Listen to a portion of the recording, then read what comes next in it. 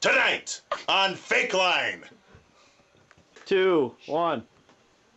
we will be interviewing the prestigious Dr. McGillicuddies from the Drinking Research Institution of Northern Kentucky. 1. We will be interviewing the very prestigious Dr. McGillicuddies from the Drinking Research Institute of Northern Kentucky. 1. We will be interviewing the very prestigious Dr. McGillicuddies from the Drinking Research Institute of Northern Kentucky, better known as DRINK. Is he gonna be like a handout thing? You're on, go. We're on. First of all, Dr. McGillicuddy, it's an honor to be in your presence tonight. Well, I appreciate it. Okay, let's get down to business. First of all, why do college students drink? Well, I'd say, to my facts that I have in front of me right now, I would say roughly 91% of the college students that I have interviewed personally drink to have a good time. 90% of them celebrate while they're drinking, and this seems strange to me. You know, you put all that hard work into studying, reading the books, and doing good on your exams, and then you drink just to waste your brain cells.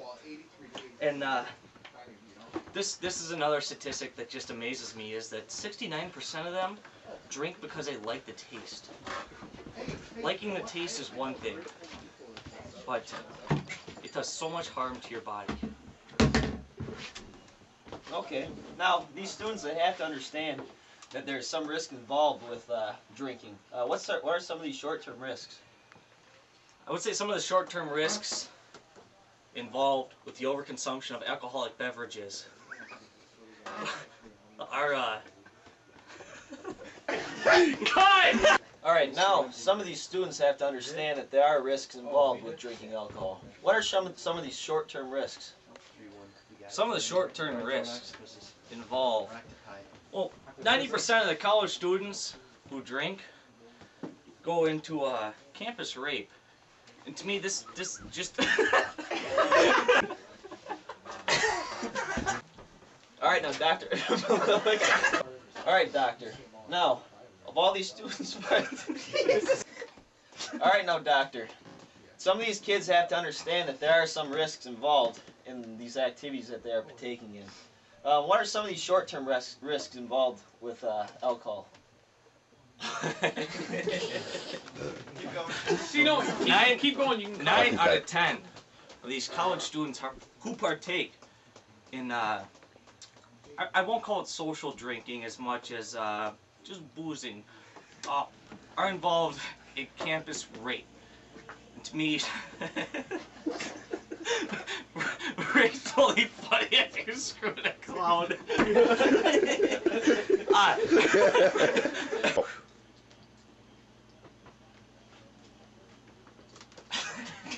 People who partake in drinking are involved in campus rape. To me, this is just a staggering statistic.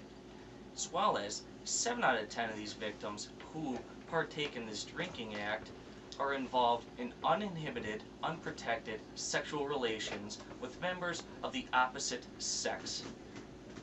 To me, this is ridiculous. This should not happen. Alright, Doctor, along with these short-term risks, what are some of the long-term risks involved with alcohol? Some of the long-term risks involved in the consumption of alcoholic beverages include cirrhosis of the liver, multiple DUIs, you can lose your family, your friends, and this just adds up over time to where nobody will deal with you. And you don't want to lose your friends, let alone your family, because everybody knows blood is thicker than water. Okay, now, would you say that alcohol is a gateway elixir?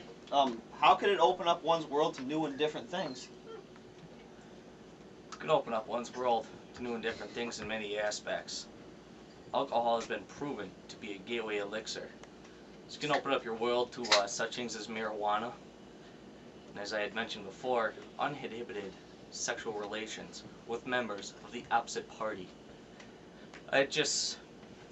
You have one drink, and as soon as it hits your lips, you say, man, I'm having a good time. And you just keep drinking. Well, that one drink leads to many, many more on top of it. Lives get ruined because of it.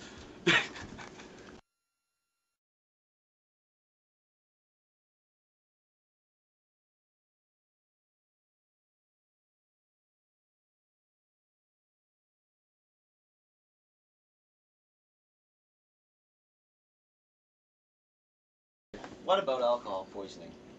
How can someone tell if someone else is experiencing alcohol poisoning? Please enlighten me.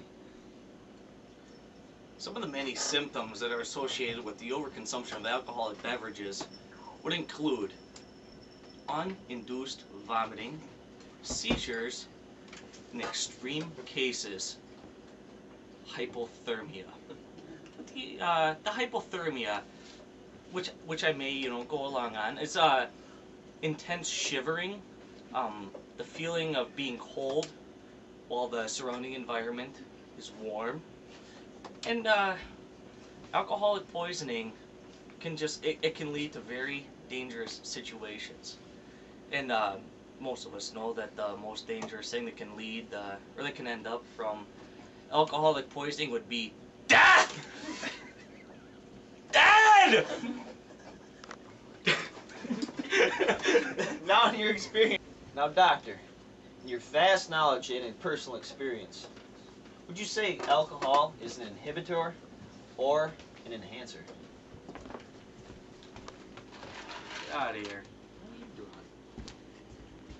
Well, excuse for the interruption, but I would say alcohol is both an inhibitor and an enhancer in the same token. It is an inhibitor because it makes you do things that you would not normally do when you are soberly total. And it also enhances the effects when you're drunk. And it leads to consequences that nobody wants to. And Peter Sandman, he lists 20 principles of risk communication. And I personally believe and live by all 20 of those. And they all relate to the abuse of alcohol.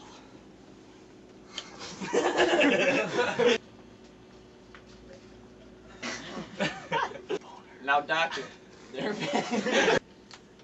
there are many topics you wish to cover today. The first of which being drunk driving.